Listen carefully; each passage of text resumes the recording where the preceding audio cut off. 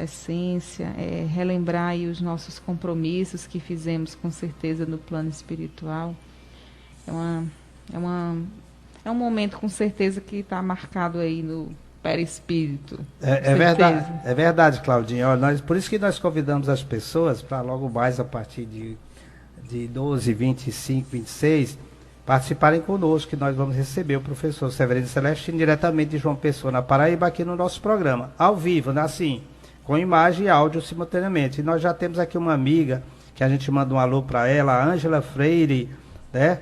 Da família NPM, né? Nos Passos do Mestre. Um abraço, Ângela, para você, a Graça Freitas, a Dulce Gomes, a Giza Malveira, Paulo Ricardo, a Wanda Lígia, o Janderson Barbosa, Zuleide Neres, recebam o nosso abraço. Professor, o professor já pode entrar no ar conosco aí através do link. Ok, professor? Estamos à sua espera. O Paulo Ricardo, nosso social média, já vai conectar, né? E o professor vai entrar. Aí o professor acaba de entrar aqui no programa Momento Espírita. Professor, boa tarde, professor Severino Celestino. O senhor não imagina a felicidade e a gratidão de termos o senhor hoje aqui conosco no programa Momento Espírita. E já temos pessoas aqui da família NPM participando aqui conosco, viu, professor? A Ângela. Boa tarde, professor. A Cássio, boa tarde, meus queridos amigos aí do meu querido Ceará. Boa tarde, meus irmãos do grupo NPM, inclusive você, querido, que já nos deu a honra de caminhar pelas terras do Cristo juntos. Foi assim uma experiência muito rica em nossas vidas, você sabe disso. E como bem você disse, nada acontece por acaso, né? Nós estamos juntos por uma providência do alto, estamos a serviço do Cristo, e eu aqui muito feliz de poder estar colaborando com este programa, muito ouvido aí na sua Rádio Poti, todos os domingos, e eu alegre por poder fazer parte desse momento ímpar e muito importante das nossas vidas. É realmente, professor, um momento ímpar, porque a gente remonta ao ano de 2015, quando tivemos a feliz oportunidade de estar com o senhor e toda a família NPM daquela época, né? E agora em 2019, novamente com o senhor e a toda a família NPM, agora em 2019, visitando os Passos do Mestre no Egito e Israel, né? Aqui no estúdio, professor, nós temos a Claudinha Vasconcelos, que é a nossa colaboradora, né? Que é a nossa âncora adjunta e também a principal quando a gente se ausenta, quando a gente vai para Israel, ela fica aqui no comando do programa. E temos aqui o Ed, né, o nosso controlista, né? Graças a eles nós estamos aqui nesse momento. Professor, antes eu vou pedir a Claudinha para ler algumas referências sobre o senhor. O senhor nos permite? Pois não, querido, eu estou às suas ordens, a casa é sua, eu estou na sua antessala, então fique à vontade, naquilo que for precisar divulgar, nós estamos aqui colaborando com você. Nós vamos falar muito de Jesus, aguarde, viu? Ah, que beleza. Vamos lá, Claudinha, por gentileza, leia aí os referenciais do professor. Boa tarde, professor, seja muito bem-vindo. A maravilha, né, as tecnologias, né, poderem nos aproximar, né, receber aqui no nosso estúdio a sua presença tão querida.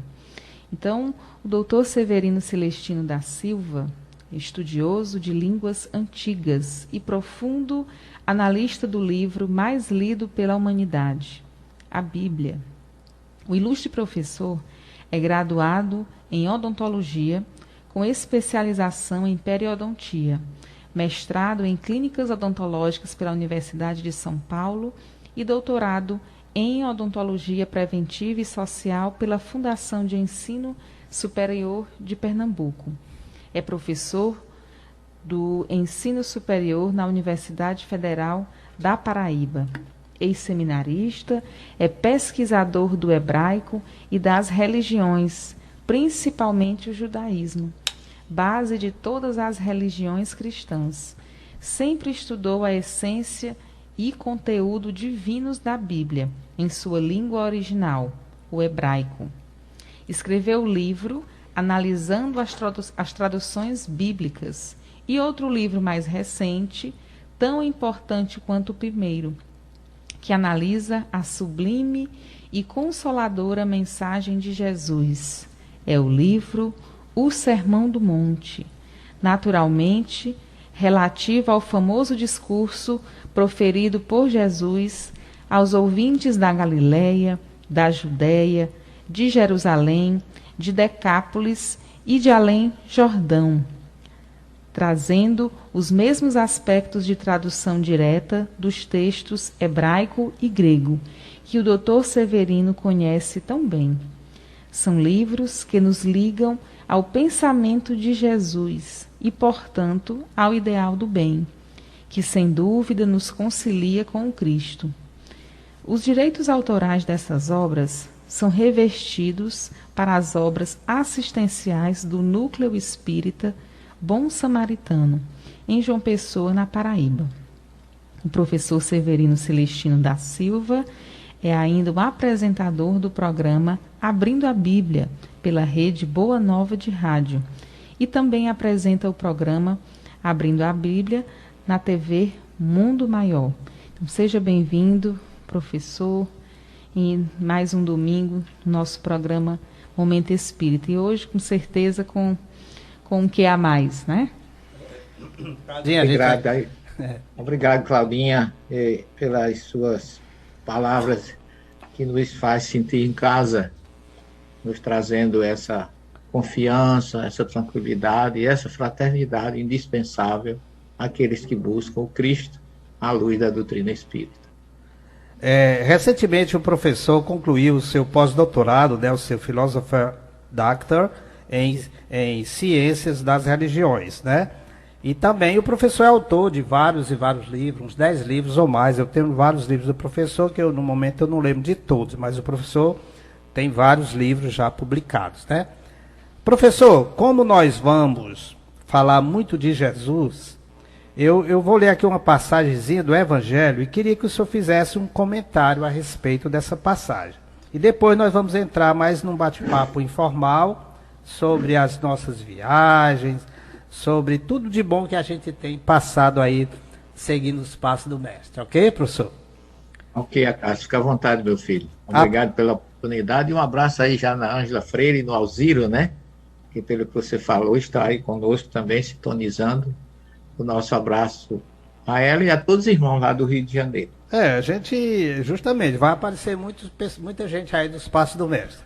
Professor, essa aqui, ó, essa passagem do Evangelho que eu acho muito interessante. O de que precisa o Espírito para ser salvo, capítulo 15.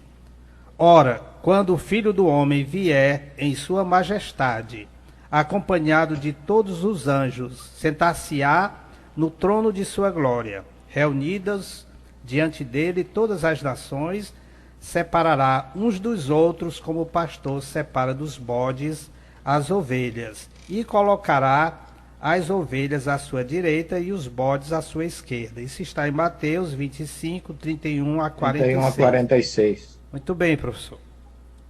Eu gostaria que o senhor fizesse um comentário que tem a ver, eu acredito que tem a ver com o que a gente está passando na atualidade, né? É o quadro do juízo final, né? Feito por Jesus naquela época. Pois não, fica à vontade. Boa tarde, Acácio, mais uma vez, um abraço aos seus ouvintes queridos, irmãos espíritas e não espíritas. A nossa última obra que você falou aí chama-se Jesus, o Messias das Nações, e foi o tema do nosso pós-doutorado em Ciência das Religiões na Pontifícia Universidade Católica de Goiás, em Goiânia. Essa obra, ela abriu muito a minha mente, porque eu fiz um pós-doutorado em Jesus, o Messias no judaísmo. E, na verdade, quando eu comecei a estudar, eu entendi que Jesus não pertence a religião nenhuma, que ele não é Messias dos judeus, dos cristãos, dos orientais, dos ocidentais, ele é Messias de todos nós. Jesus não pertence a religião nenhuma, está em todas. Porque ele dedica lá em João 17,5, que quando ele foi prestar contas a Deus na oração sacerdotal do grande evangelho de João, ele diz assim: Pai, chegou a minha hora, honra teu filho com a honra que eu tinha quando eu me encontrava contigo antes da criação dos céus e da terra. Então Jesus recebeu de Deus essa missão digna, amorável, que ele dedica tanto amor a esse planeta azul. E nesse projeto ele criou o seu evangelho, ele enviou Moisés para a primeira revelação, ele nos legou a segunda, prometeu a terceira lá no cenáculo, nós estivemos juntos lá em Jerusalém, já por 2 vezes. Eu digo 2 vezes com você, né? Porque com outras pessoas eu tive mais, já tive umas 12 ou 13 vezes ali. E Jesus mostra ou nos demonstra que a salvação ela não é trazida pela religião, mas pela conduta. Porque ele já tinha feito lá uma recomendação em Mateus 16, 27 e 28, que quando o Filho do Homem viesse, ele recompensaria a cada um segundo as suas obras. E aí, nesse texto, Jesus prepara assim um resumo do que será esse momento que nós já começamos a viver, a transição planetária, porque Jesus recebeu de Deus um planeta de expiação e provas, mas vai devolver a Deus regenerado. O papel dele é fazer com que a terra seja possuída pelos mansos, como ele diz em Mateus capítulo 5, no seu famoso Sermão do Monte, lá à margem das margens do Mar da Galileia, onde nós estivemos lá, no Monte das Beatitudes. E ele sabia que nós precisávamos prestar atenção a tudo isso.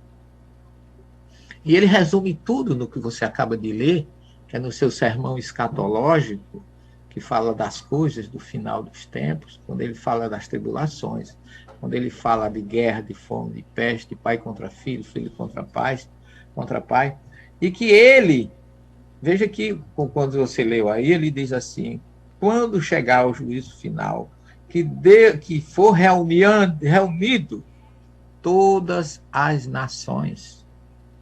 Ele não falou que será reunido o católico, o protestante, o espírita, o judeu, não.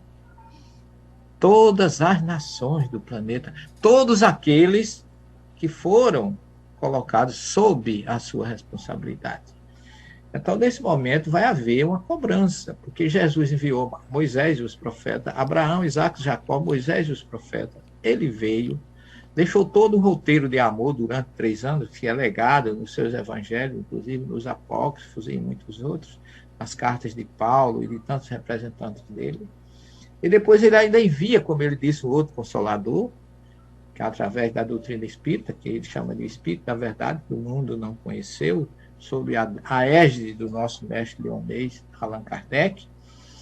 Em outras palavras, Jesus deu todas as oportunidades que é possível que alguém no planeta dirigido por ele tenha acesso. Por isso que ele não está só no Ocidente, ele está no Oriente, ele está entre os muçulmanos, ele está entre os indianos, ele está no zoroastrismo, ele está no budismo, ele está com os ateus, todos têm acesso à sua mensagem, de norte a sul, de leste a oeste. Mas como o planeta, só um minutinho, só para fechar, como Fica à vontade, professor, desculpe eu ter interferido. Não, só um minutinho, só para eu fechar, Cássio. Pode guardar sua pergunta aí. Quando ele chega o momento dele preparar essa transição, como está lá no próprio Livro dos Espíritos, começam a aparecer os saltos quânticos desse processo. E os saltos quânticos são sempre pandemias, guerras, flagelos, coisas que abreviam ou que enviam para o outro lado multidões, quantidade imensa de pessoas que vão no mesmo bloco. Mas ele disse que quando chegasse esse momento agora, da colheita, que o momento é esse, essa pandemia é mais um alerta do Cristo e um salto quântico no tempo para apressar a regeneração. Porque Kardec fala isso, que quando chegasse esse momento, não ia ser algo rápido de você dormir na expiação e prova e acordar na regeneração.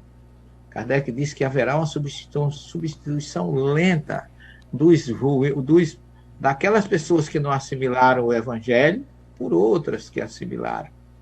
E aí nós teremos um planeta com muita alegria, com muita satisfação, de paz.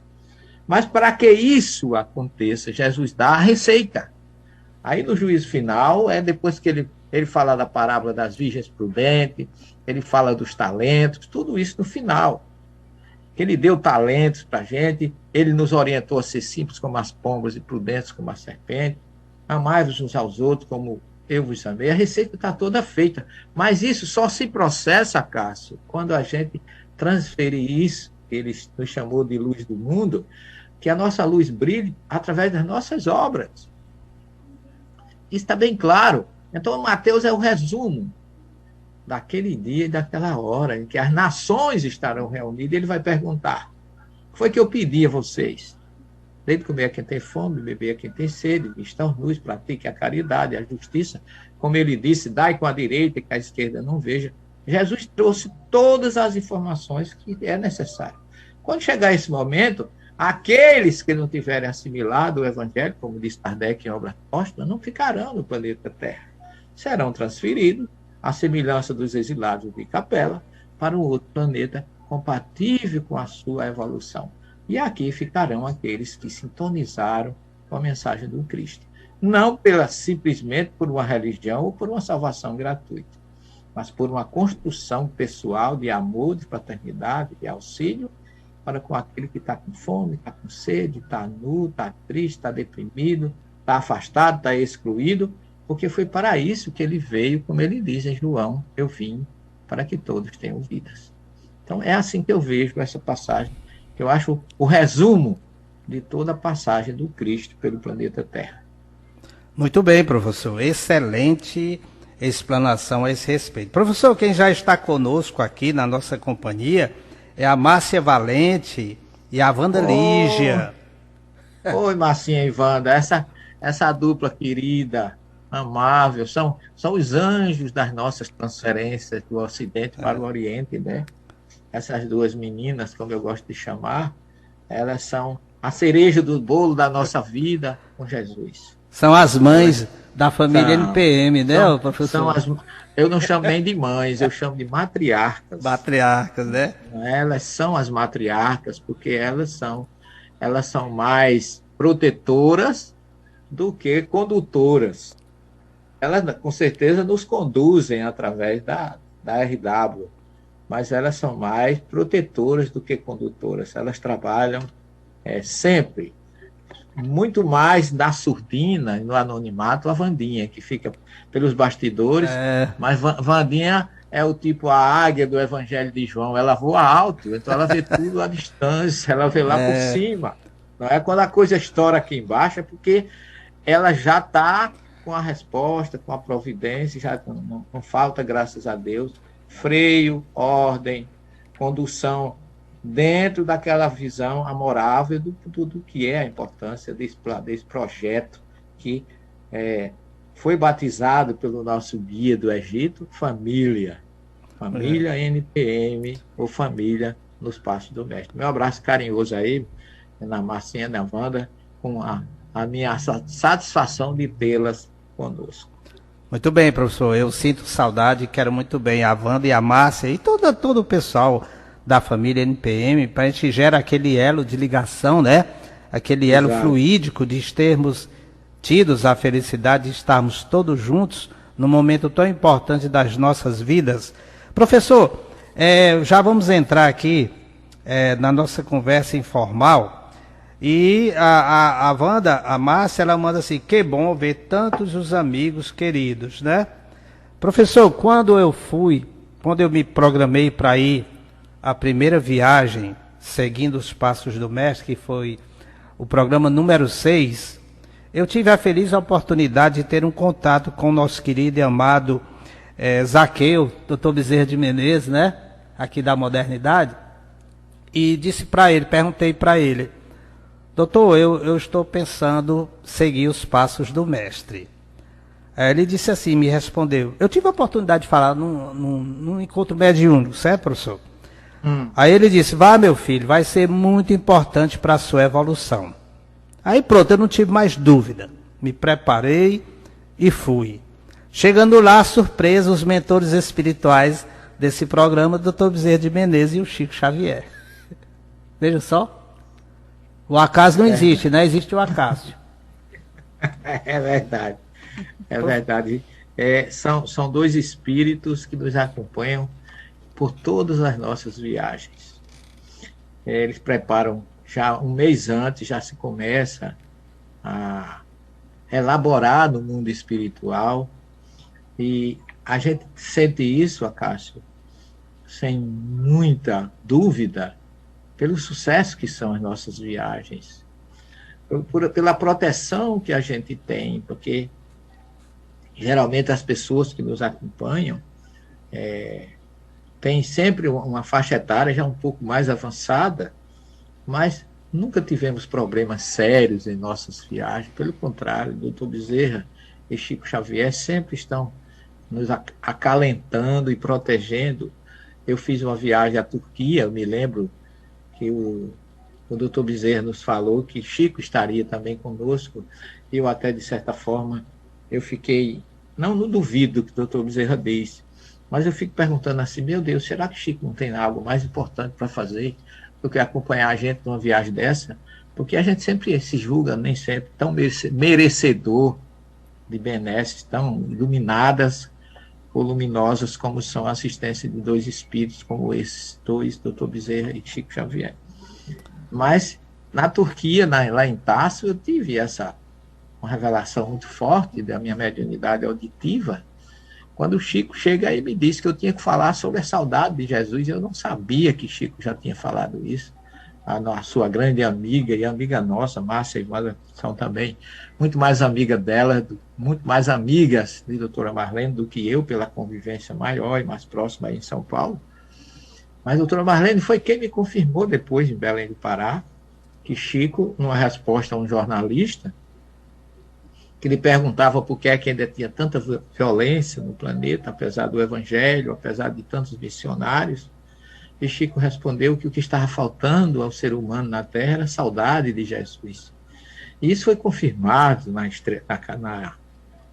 igreja de Paulo, em Tasso, quando a voz dizia, fale da saudade de Jesus. Eu até pensei que fosse Paulo. Eu digo, mas aí eu não posso pensar que Paulo veio trazer uma informação dessa para mim. Quem sou eu? Aí, quando eu olhei para a fotografia de Paulo, que tem lá dentro da igreja da Turquia, lá em Tasso, a voz disse, tudo que Paulo fez foi pela saudade que ele sentia de Jesus. E realmente, Paulo sentia, além um remorso muito grande, aliado a uma saudade profunda de não ter convivido com Jesus. É tanto que ele pediu a Pedro, lá em Roma, quando eles se separaram, para que Pedro permitisse que ele beijasse os seus pés. E Pedro disse, o que é isso, Paulo? Por que esse pedido a respeito de quê? Qual a intenção desse pedido? E Paulo confessa entre lágrimas que gostaria de beijar os pés daquele que caminhou com seu mestre Jesus, que ele nunca teve essa felicidade. Então a gente vê que realmente Chico é muito profundo nas suas colocações, porque o que falta ainda às pessoas é saudade de Jesus. Porque quando a gente tem saudade de alguém, a gente faz aquilo que a pessoa pede.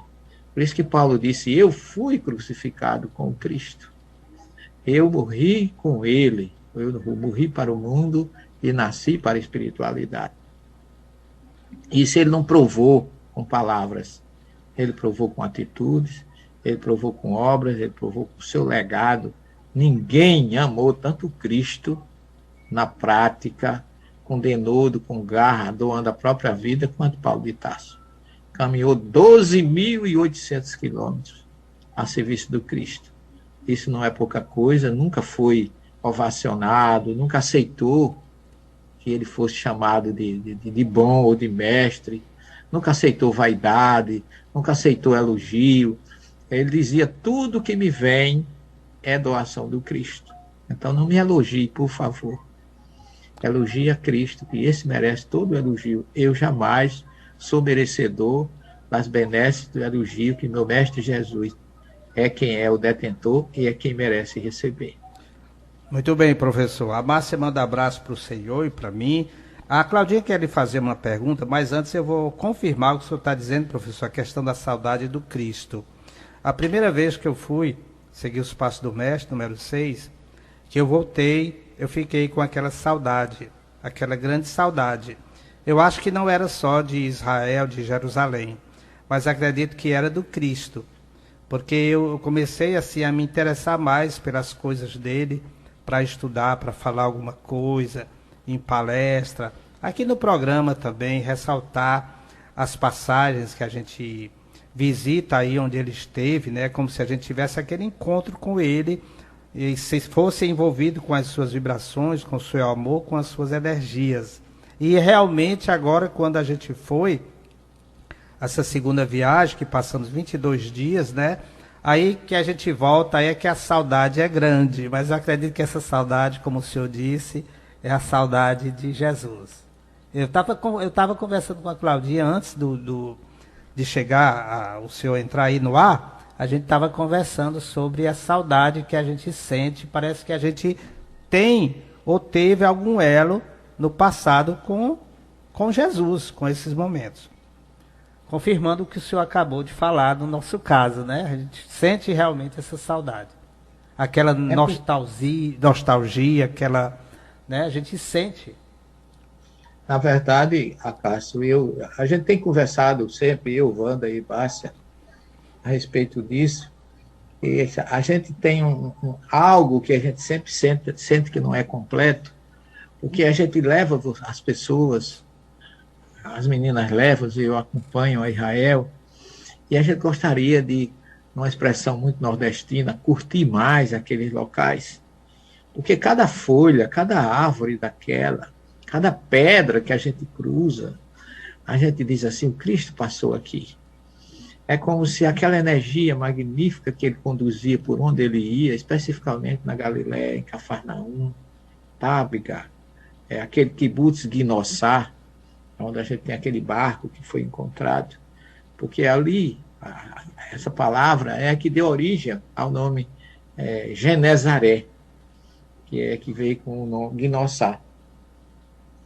E Genezaré é um local também muito forte, o Lago de Genezaré, as músicas que existem sobre ela, e a gente acaba adotando aqueles que estão conosco, porque a energia de Jesus ela é muito ampla, ela é muito alta, ela atinge a todos.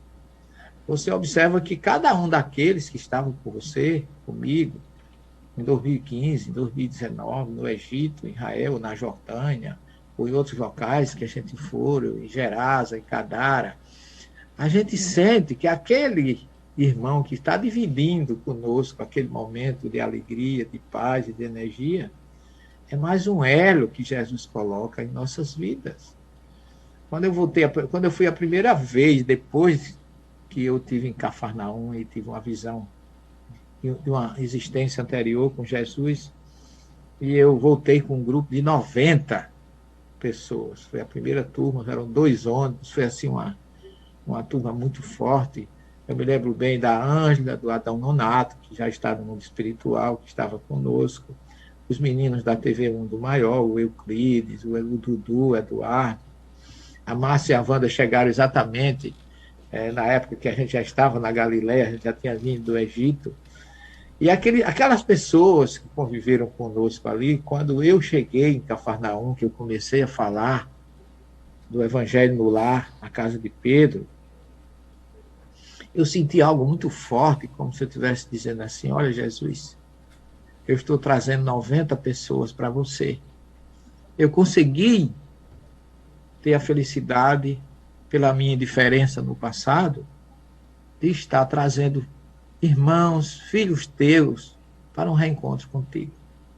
E foi muito forte, porque eu me emocionei muito, e depois eu me lembro que a Ângela Freire chegou para mim e disse assim, professor, eu queria lhe agradecer, porque o Senhor me fez sentir mais perto de Jesus. E toda vez que alguém sente mais perto de Jesus, por intermédio de uma pessoa tão sem prestígio, sem condições de me colocar nem, como dizia João, nem de amarrar a sandália do Cristo, para mim é uma alegria muito grande, porque é como se fosse uma pequena chama que se acende para alimentar essa saudade que é tão benéfica, porque é uma saudade, como você disse, que faz a gente mudar, faz a gente ser diferente, faz a gente ver as coisas por outro ângulo. E às vezes eu até sofro, porque tem, como em todos os locais, às vezes tem pessoas que não são tão ligadas, ficam de uma certa forma um pouco indiferentes e perdem uma oportunidade ímpar. Caminhar na terra de Jesus só pode avaliar quem tem essa, não é condição financeira não, esse privilégio espiritual, porque o financeiro fica lá embaixo diante de tudo isso. Só você chegar e receber no seu rosto aquela brisa advinda do mar da Galileia, você olhando para aquela região onde Jesus realizou 80% do seu ministério, onde ele curou doentes, paralíticos, obsediados, o servo do centurião, ressuscitou a filha do chefe da sinagoga. Tudo aquilo cresce dentro da sua mente como um facho de luz luminoso, e que você vê que ali está realmente, em Cafarnaum, a semente do Evangelho.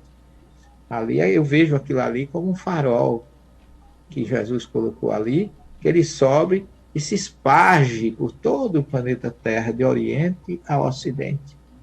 Porque a luz do Cristo, ela vai em todo canto, vai nos charcos, vai onde tem alegria, onde tem tristeza, porque ele é uma luz que nos faz se sentir melhor, refletir melhor, ser acolhido melhor, sobretudo num momento como esse, que precisamos dar testemunho durante essa pandemia, de que nós estamos a serviço dele, e que ele faça realmente, como dizia Francisco de Assis, de cada um de nós, um instrumento da sua paz.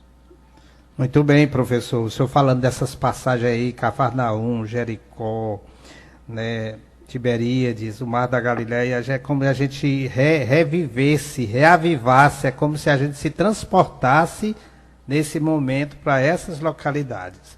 A Claudinha quer fazer uma pergunta ao senhor, professor. Pois não, Claudinha, com prazer, minha filha. Professor, ouvindo o senhor trazer essas memórias aqui, né, e quando o senhor relatou, né, que teve o episódio de levar 90 pessoas, né, eu fiquei imaginando como o amor de Cristo ecoou nesses 90 corações que foram multiplicados. Porque quando essas pessoas retornaram aos seus lares, né, as pessoas que tiveram com elas, com certeza, ouvindo os relatos da viagem, as fotografias, as músicas, né, eu posso dizer isso porque a gente teve esse sentimento quando o Acácio retornou, né? Então, quanto era prazeroso a gente ouvir e através da imaginação, né? Por que não dizer, a gente tentar trazer essa emoção para o nosso espírito, para o nosso coração. Então, eu fico assim emocionada, até relembrando o dia em que a Acácio participou aqui ao vivo, em que o senhor também, a gente teve umas entrevistas. Então, assim, só pode ser explicado, com certeza, pelo amor de Cristo, com certeza. E assim, quando a gente sempre contextualiza, né, esse momento em que estamos vivendo, a gente, aqui ao longo do nosso programa, a gente sempre traz essas reflexões, tenta contextualizar. E aí, ouvindo o senhor, me veio também aqui esse capítulo 15, em que diz assim, fora da caridade não há salvação. Então, o senhor falou muito bem aí sobre o amor, e nesses momentos também de sofrimento e de dor, existem relatos também de pessoas que se iluminaram, né, de que buscaram fazer alguma coisa em prol de alguém. Mas aí trazendo um trecho aqui destacado, né, o que precisa o espírito para ser salvo, né? E aqui tem um trechozinho, né, que o Acácio me deu aqui uma colinha, né, para a gente trazer aqui a pergunta, que seria essa, né? Ora, quando o Filho do Homem vier em sua majestade, acompanhado de todos os anjos, sentar-se-á no trono de sua glória, reunidas diante dele todas as nações. separará uns dos outros como o pastor separa dos bodes as ovelhas, e colocará as ovelhas à sua direita e os bodes à sua esquerda. Então, diante desses relatos e desse nosso momento, né, o que a gente precisa para ser salvo, né, para nos sentirmos salvos? Na verdade, minha filha, Jesus sempre conseguiu prover tudo, todas as nossas necessidades. A questão 627 do Livro dos Espíritos, ela é muito forte, muito esclarecedora nesse sentido, inclusive deriva do capítulo 24, item 7 do Evangelho segundo o Espiritismo, porque Jesus, ele trouxe todas as condições que nós necessitamos para crescer, para evoluir.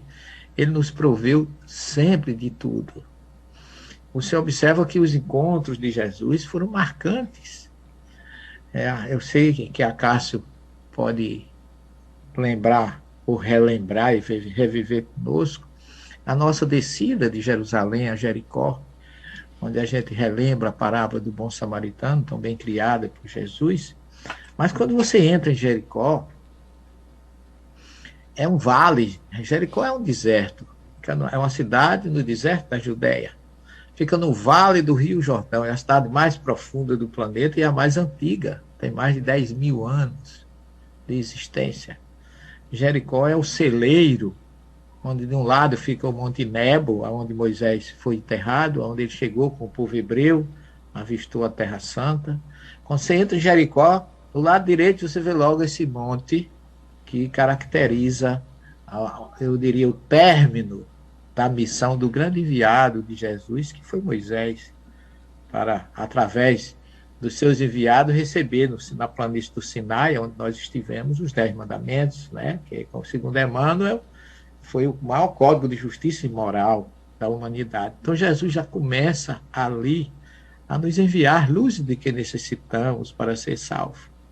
Porque os 10 mandamentos é mais um código de justiça e moral do que um código religioso. Porque aquele povo grosseiro não ia entender o amai-vos uns aos outros, mas eles entenderam a ordem de não matar, não roubar, não adulterar, não levantar falso, não desejar a mulher do próximo, nem o burro do seu vizinho. Veja que até os animais, a cobiça, vem nessa primeira notícia, ou seja, nessa primeira coletânea de ordens libertadora, porque os 10 mandamentos, eles são colocados no hebraico, no verbo, no imperativo absoluto. Não é um pedido, é uma ordem. As partículas são... O não aí colocado não é um não de solicitação, que o não de solicitação é o inverso do não da ordem. Em hebraico você diz lo é não. Se eu disser lo tchev, não sente, não, por favor, se você sentar vai dar briga. Mas se eu digo assim, al na, por favor, lo tchev, quer dizer, eu já estou pedindo por um favor, é al na, não é lo, é al, já muda a ordem da palavra. E os 10 mandamentos são fortíssimos nesse sentido. Porque veio para uma pessoa compatível com aquele momento, aquele povo só iria entender aquela ordem. Então, entrar em Jericó, você passa com um filme na sua cabeça. Porque ali é uma cidade vamos dizer assim, oásis. Tem oásis, tem cidade, tem deserto, tem montanha, tem mar, que é o Mar Morto. E essas duas montanhas que olham-se uma para a outra, é engraçado porque os cristãos muitas vezes acham que só existe Novo Testamento. Mas a própria geografia de Israel une as duas revelações. Porque do lado de lá você olha para frente do Monte Nebo, você está vendo o término da libertação do povo hebreu do Egito. E de onde você está olhando? Na planície da cidade. Ou se você subir para o monte oposto, você está no monte da tentação, ou monte da meditação do Cristo. Ou seja, Moisés do lado de lá, Jesus do lado de cá. No Tabor é a mesma coisa.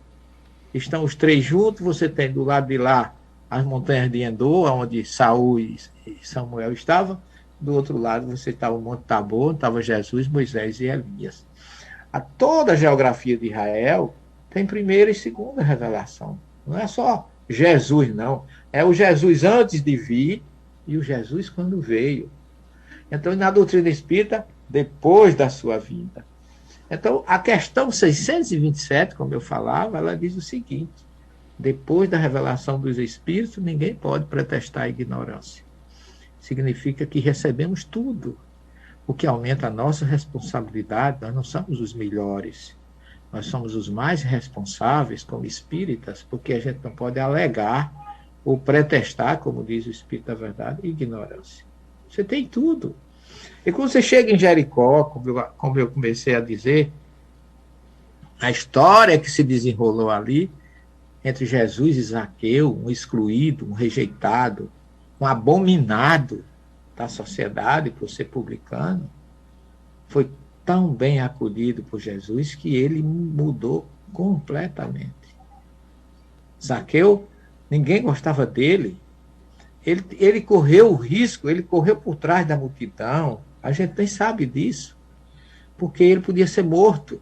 Ele era odiado. Se tivesse um zelote ali acompanhando o grupo de Jesus, ele podia assassinar Zaqueu, porque ele era indesejado. A gente vê isso na parábola do fariseu e publicano, que um fariseu ia rezar no templo, não tinha nada demais. Um publicano tinha muita coisa. Ele não tinha direito de entrar nem numa sinagoga. O que é que ele ia fazer no templo? Arriscar a vida, ser morto na rua? Zaqueu corre e sobe numa árvore. Ali ele ficava protegido dos assassinatos, ou dos bandidos, ou dos zelotes, que eram exigentes, e poderia ver o Cristo. Ele arriscou a própria vida por Jesus. Não foi uma simples curiosidade.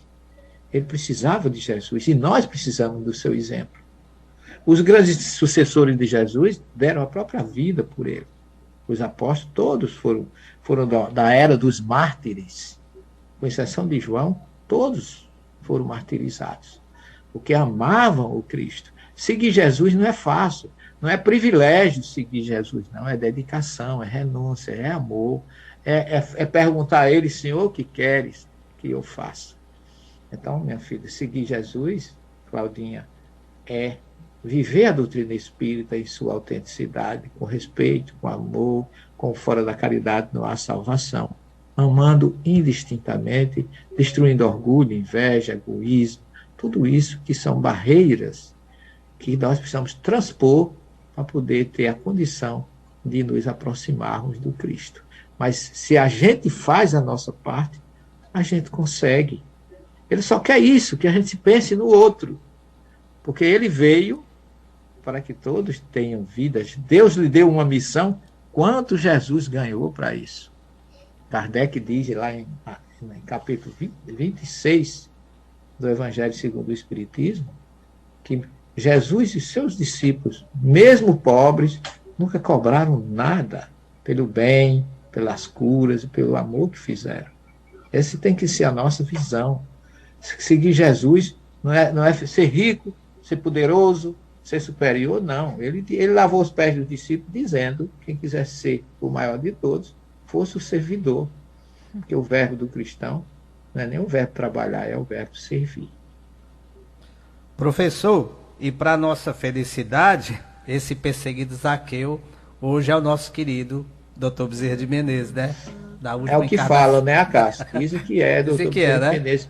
E tem um irmão do Piauí, o Crispim, ele recebeu uma psicografia que eu até fiz uma revisão nela, muito bonita, da vida de Zaqueu, porque quando Zaqueu encontra Jesus, ele diz que se ele tivesse enganado alguém, ele queria indenizar 4 vezes. Quando ele diz 4 vezes, ele não está dizendo nada demais, não. É porque o Deuteronômio dizia que se você prejudicasse alguém e quiser indenizar, devolva 4 vezes. Por isso que Jesus disse: esse também é filho de Abraão, Isaac e Jacó, como esse também conhece a Torá. Esse também tem direito. E Zaqueu era judeu. Zaqueu foi uma vítima da sociedade, como os publicanos o eram, quando viram a desonestidade dos sacerdotes não respeitando a herança de Arão, irmão de Moisés, e serem detentores do poder e do direito intermediário entre Deus e os homens, que não deve existir nenhum intermediário. O acesso a Jesus é uma conquista pessoal, não precisamos de intermediário para isso, cada um que faça o seu acesso para o encontro com ele. Então, Zaqueu, É esse exemplo de renúncia e que Jesus nos dá o direito. Então, depois que ele conheceu Jesus, a história acaba mais ou menos aí. Lucas, que é quem narra esse episódio, não diz nada. Mas essa psicografia trouxe um complemento muito bom sobre a história de Zaqueu, que ele pegou tudo que ele tinha, dividiu com seus servidores, abandonou a profissão de publicano, porque Jericó dava muito dinheiro a ele, porque ali era um ponto de confluência das estradas do Egito, da Síria, havia mares, ali passavam as grandes caravanas do planeta naquela época.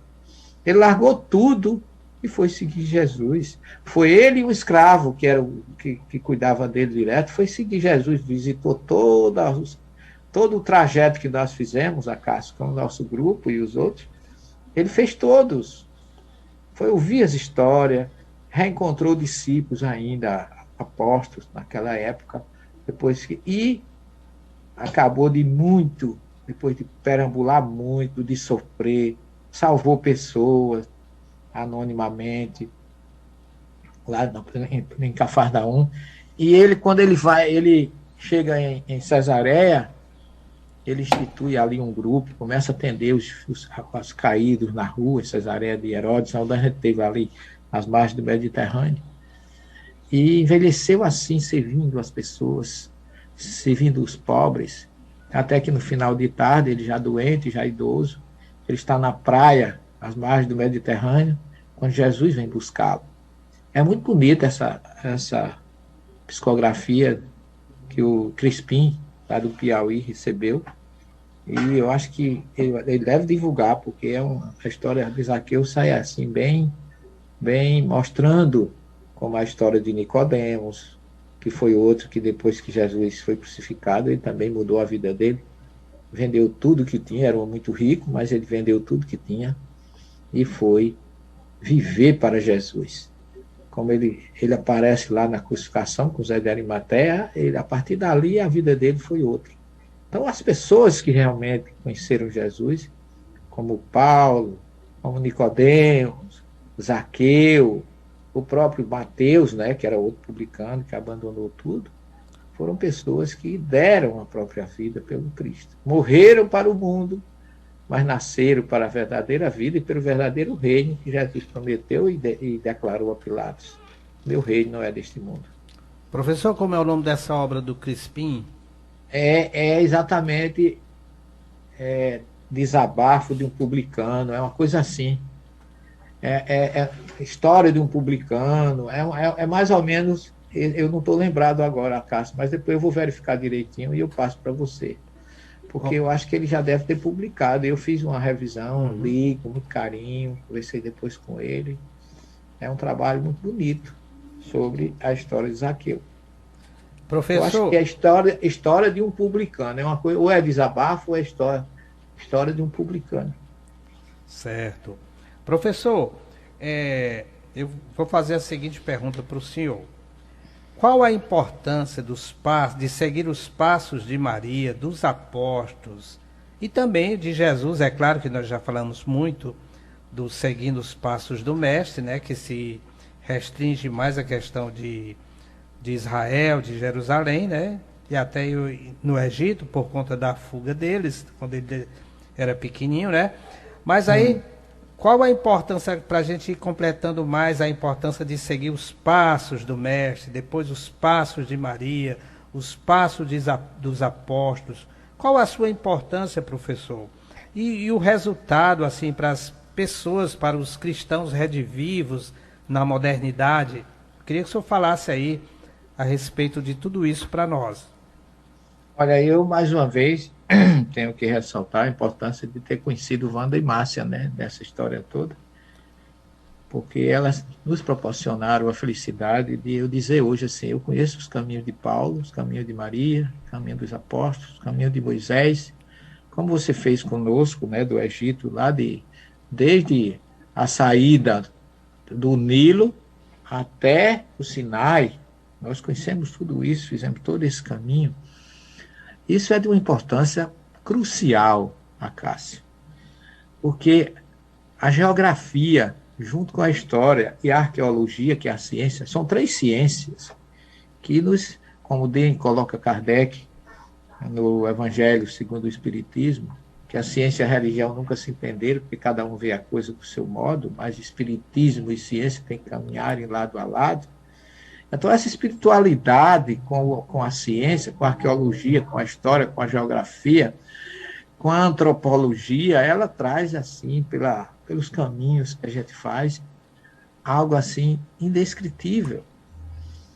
Essas cidades que eu já visitei com os nossos grupos, que nós já visitamos, a Grécia, Atenas, Corinto, a ilha de Patmos. Imagina a felicidade de entrar na gruta onde João recebeu o Apocalipse, que eu tenho uma mediunidade, como é que, a mesma que Eulália Bueno tem, que eu achei que eu nem dividia com ninguém. Eu tenho, graças a Deus, a espontaneidade de me transportar, de voltar no tempo e ver as coisas como aconteceram naquela época. Detalhes assim que não tem por que eu ver aquilo, que eu às vezes até penso que pode ser. Eu, graças a Deus, não fumo, não bebo, não jogo, não uso absolutamente nenhuma coisa atípica na minha fisiologia orgânica.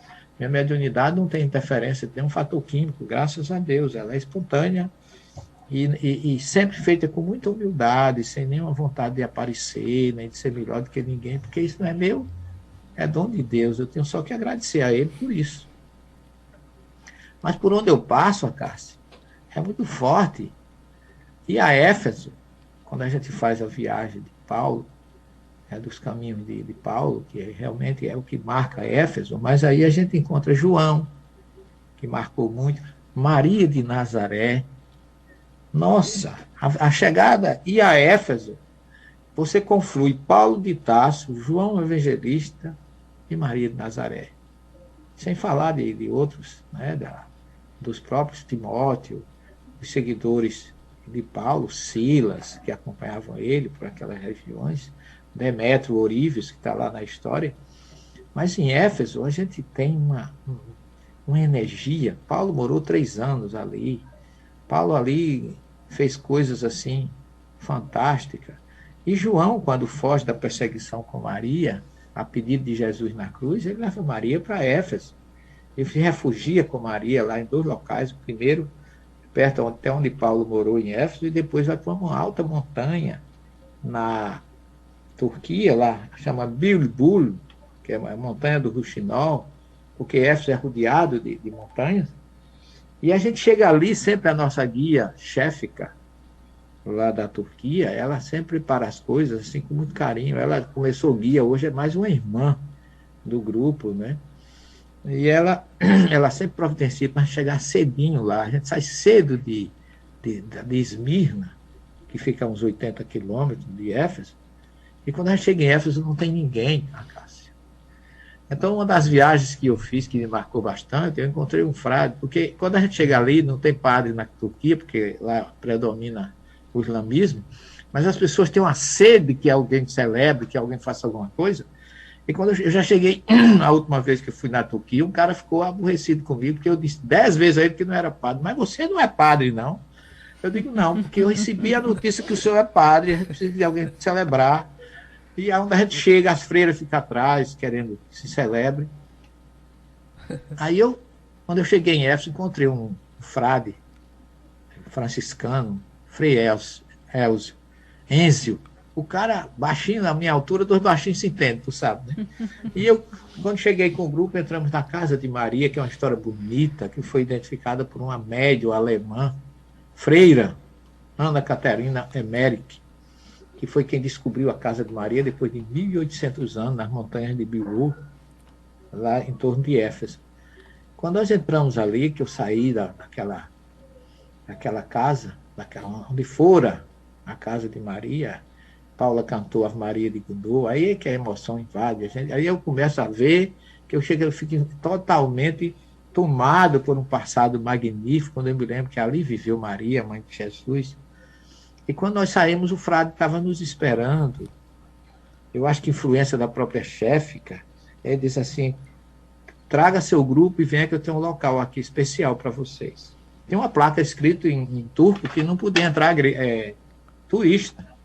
Mas o nosso grupo entrou e eu não sabia que era uma capela cristã, que é a capela do Papa, porque ali Paulo II, Paulo VI, Bento XVI já visitaram aquela região, que a Casa de Maria é considerada e aceita hoje pela igreja como tinha sido naquele local, lá em Éfeso.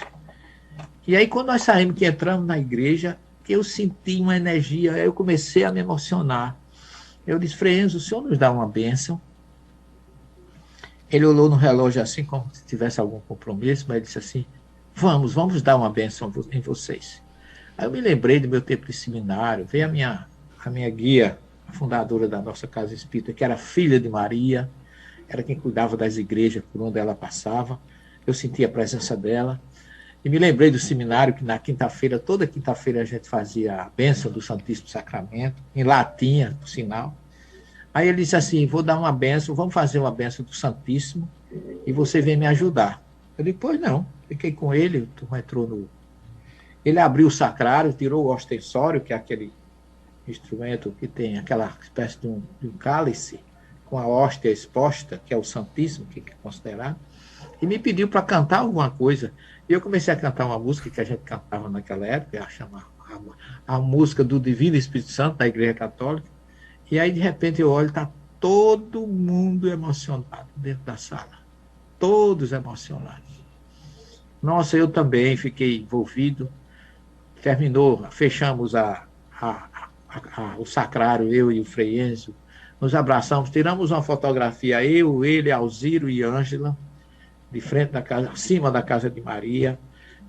E quando a gente terminou de desocupar tudo aquilo, que eu vim descendo para pegar o ônibus, que eu estava acima da casa de Maria, eu olhei lá para o horizonte e eu vi o Marejeu e me lembrei de Humberto de Campos, Boa Nova, capítulo 30, onde ele narra a história de Maria em Éfeso, que ela atendia os pobres da estrada, os pedintes, os sofredores. E naquela tarde, depois de um dia de atendimento, Maria refletia, oh meu Deus, quanto sofrimento, quanta tristeza, quanta pobreza, até quando, Senhor, vamos acompanhar o sofrimento dessas pessoas? Aí diz Humberto de Campos que chega mais um pedinte, ele diz assim, mulher, cheguei, falando por trás de Maria, e o coração de mãe não se engana. Maria disse assim, oh meu Deus, eu conheço essa voz não me é estranha. E o pedinte circulou Maria, e diante dela estirou as mãos e elas viu as marcas dos cravos. Viu o peito, a marca da lança, viu a marca dos cravos nos pés, se ajoelhou, beijou as mãos, disse, meu filho, é você. O que fizeram com você? Sou eu, mamãe, eu voltei. Eu vim lhe buscar. Eu vim lhe levar para o reino dos bem-aventurados, prometido por meu Pai, para aqueles que seguem os seus caminhos. E diz Humberto de Campos que Jesus abraçou Maria, colocou nos seus braços e começou a subir os céus de Éfeso, onde as primeiras estrelas começaram a brilhar no firmamento.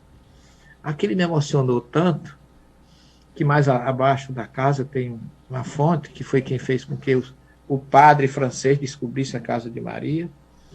E eu entrei no ônibus ainda emocionado e fui descendo. Éfeso fica lá embaixo, a montanha fica em cima. E eu me lembro bem que essa montanha chama Montanha do Ruxinol. Por isso que é Bilbuy, em turco é Ruxinol. E ainda hoje canta Ruxinol lá. E o Ruxinol cantou naquela manhã. E eu me emocionei, foi uma passagem da minha vida que eu não esqueço nunca. Eu gostaria que muita gente pudesse viver essas emoções pela importância que a geografia, que o local traz como telecinesia, como ensina a doutrina espírita, para aqueles que buscam. Não é turismo, a gente não faz turismo. Eu nunca me envolvo na questão turística disso. Eu vejo a história, como João, que no outro dia diz a história que ele recebeu a notícia que Maria tinha desencarnado e colocaram ela numa gruta, cobriram e nunca mais foi encontrado o corpo dela. E misteriosamente hoje tem uma igreja em Jerusalém, que você visitou com a gente, é uma igreja da Dormição, e lá no Vale do Cedron tem uma igreja ortodoxa que também fala que ali foi a tumba de Maria. Mas Maria é uma mulher diferente, por isso que ela tem 3 locais de desencarne e 3 de nascimento. Porque não importa onde esteve, onde nasceu, nem onde foi. Importa a mulher que ela foi e a mensagem libertadora que ela deixa sempre em nossas vidas.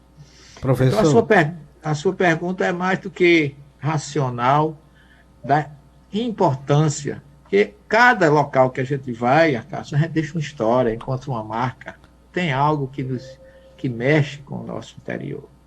Caminhar por Paulo, Pedro, Roma, Turquia, onde eles estiveram, Constantinopla, Istambul, hoje, aquelas cidades, todas têm uma história registrada que não vai acabar nunca, mas é uma história reconfortante para os nossos espíritos.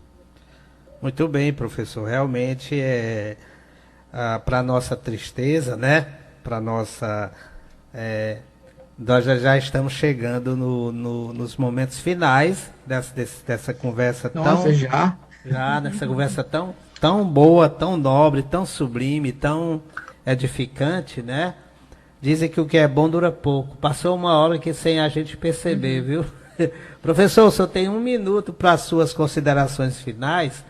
E eu queria que o senhor respondesse com uma coisa, comentasse um pouquinho sobre algo que eu vi o senhor falando, assim, com muita humildade, com muita singeleza, no grupo Oração e Luz, que o senhor disse assim, num certo momento o senhor disse, Jesus quis que nós não viajássemos esse ano para nenhum lugar, em 2020.